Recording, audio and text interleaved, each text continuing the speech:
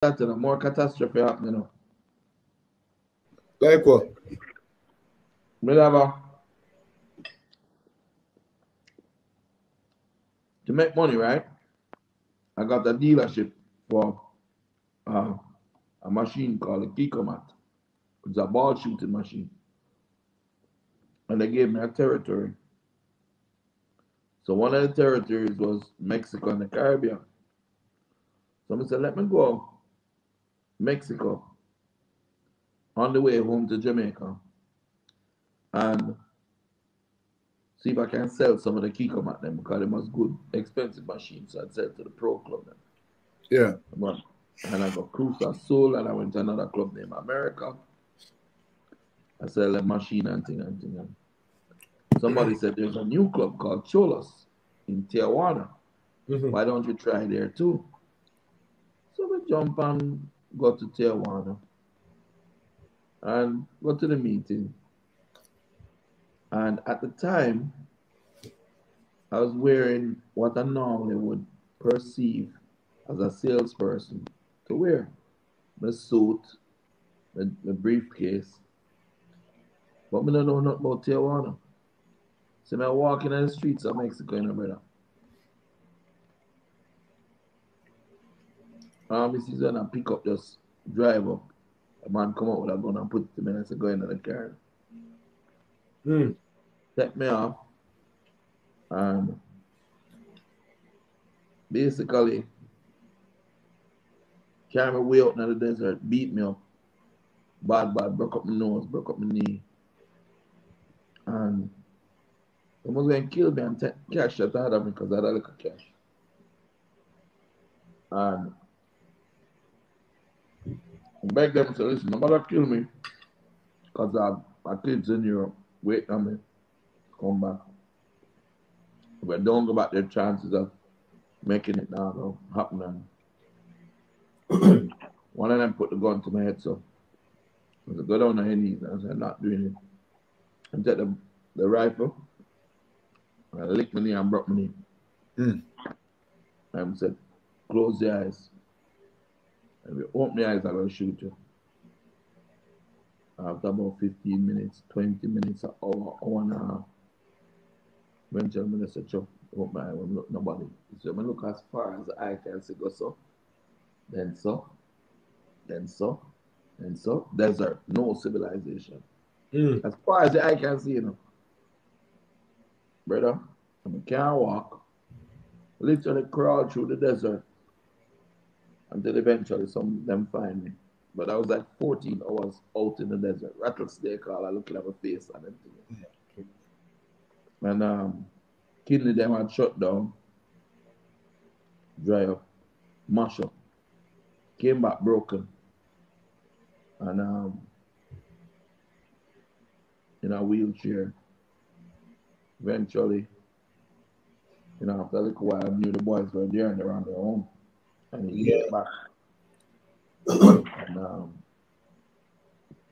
I went back even though I was 100% better. On the plane, I get embolism, pulmonary in my leg. Deep vein thrombosis, yeah.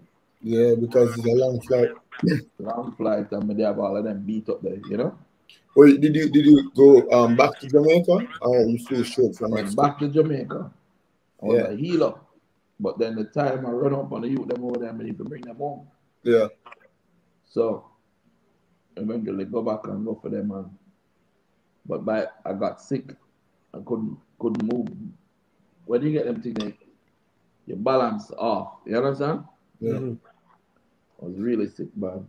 And eventually we came home and taught them everything. And by that time, now JFF started giving problem. This was to get the work permit. This was the period. This was during the period they were waiting to get the work permit. Yeah. Yeah. But I had to get a visa to go back. Yeah. But by that time there, JFF, well, I'm not about to say nothing about that. But basically, Chippy said it already. Yeah. There's no lie to what he said. But we eventually um, went to Cuba, went back, and the rest is history, you know? Yeah. All right. So what is now 17 and 18? Yeah. So going back now, right? Going back now, it's different. You know, this was, you know, you'd say a dichotomy, like a contrast to what it was the first time. The first time you were going, not knowing what was going to happen, throwing caution into the wind, taking a chance. This time we were going back with intention, a direct line, a direct path to exactly what we were going to do. The boys are going to become professionals. What was the mindset amongst you guys in this journey going this time as compared to when you were going 5 years before? I put it this way: this time when they went back in suits. Yeah. Business. They went back. They're serious, you know. If you look back, you probably see some of those images too. Very professionally dressed, speaking the language, the Flemish, fluently.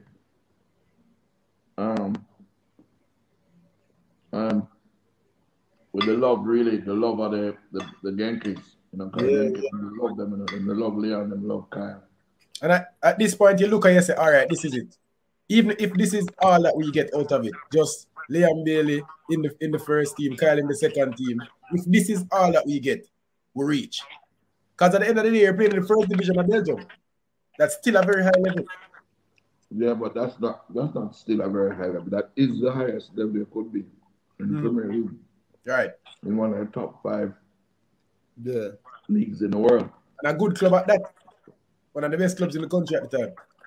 Best clubs in the world. Yankees are top. Listen, if you really look back and look at the development, Yankees probably developed most of the top skilled players in the world. Yankees kind of like Benfica and them club there. Ajax, yeah? So, we were happy, but we knew we're still on a mission. Because if they did well, then it would open the doors to other players, you know? Yeah, man. And the question something else. The question I have to ask it to Kyle. You would have been used to money before, being in administrative positions before, being a general manager, so on and so forth. But this had to have been different money. How did you react when seeing this kind of money now? Consider that you have three athletes now playing professionally, but who playing professionally in one of Europe's top 5 leagues. How did you react to this money now? Well, it was just very simple. Okay, now I have enough money that I can buy a house, put cheaper money. We can help Casey make sure she have everything she needs. We can help the players in Jamaica. Yeah. And feed them. And get a player house and put them in and insulate them and protect them from the JFF. You know? We're in a position where we could influence others and we could develop more players, you know, get gears with a Nike endorsement contract now. And the boys could, you know, we wouldn't have to be wearing 2 different put of shoes. You know, the boys could have good quality equipment to train in and balls to train with and good meals and nutrition. That's what it meant to me. And to Leon and to Kyle too. You know, we never did it for the money. It was never about money. If it was about money, we would not take up them little youth. I keep my big job, relax myself, raise my family, be comfortable and easy. Yeah. But it was about my friend Peter Cargill.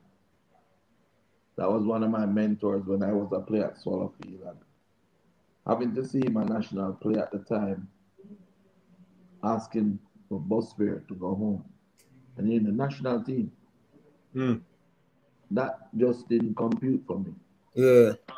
You know, so I wanted to see football being used as a vehicle of advancement for young men and women. You know, and forget about Leon. I've achieved that because before Leon, yeah, apart from Bibi that went in for the World Cup, how Yeah. many homegrown talents were getting opportunities in Europe? Nobody. Nobody. You see Maggie gone, you see Paris get opportunity, you see Nichols get up. None of them got anything before these doors were open and people's minds were open. And even our own Jamaican people, our football administrators started to say, hold on, maybe the route that Butler is going, we can get something out of it. So let us try and see if we can sell some players in the mainland Europe. You know? All right. That's what the thing said. So the guys So are